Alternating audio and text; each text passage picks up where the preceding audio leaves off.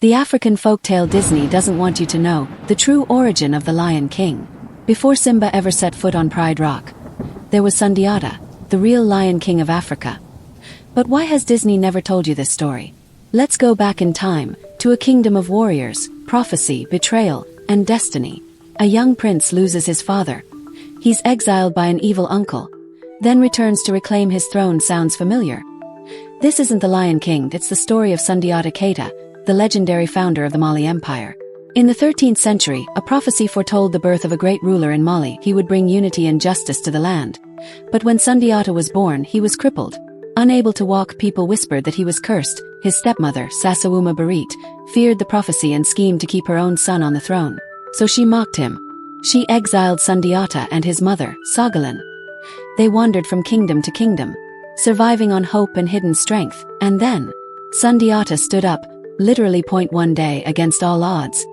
He pulled himself upright and walked. It wasn't just a physical triumph, it was the awakening of a future king. As he grew, Sundiata began gathering loyal allies from neighboring kingdoms. He was no longer the outcast prince. He was the Lion of Mali. When Mali was threatened by the cruel sorcerer king Sumaworo Kante, it was Sundiata who led the resistance.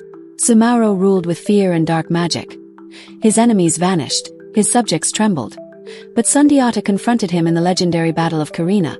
With courage, strategy, and the wisdom of griots, Sundiata defeated Sumaworo and fulfilled the ancient prophecy. He united Mali, established trade routes, protected the people, and laid the foundation for one of Africa's greatest empires. Now pause for a second.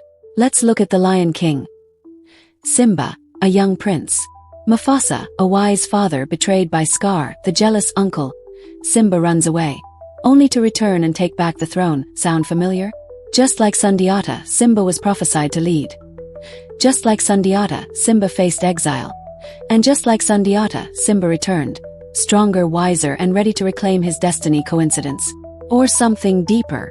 The Epic of Sundiata was first recorded by griots and later published in English as early as the 1960s. It's been taught in African literature courses, passed down through generations. Yet when The Lion King was released in 1994, Disney claimed it was an original story. No mention of Sundiata. No mention of Mali. Some scholars argue that Disney drew heavily from this West African legend and erased its roots. Whether or not Disney borrowed from Sundiata, the truth remains. Africa holds some of the most powerful stories the world has never heard. Tales of resilience, royalty, betrayal, magic, and redemption. Tales that deserve to be known. So as you rewatch The Lion King, remember that before there was Simba, there was a real king. His name was Sundiata. And his story still roars across the sands of history. If this story opened your eyes, like and subscribe to Storycraft, where Africa's greatest legends come to life. And don't miss the next tale. The African mermaid who punishes cheaters. It's not the story you think it is.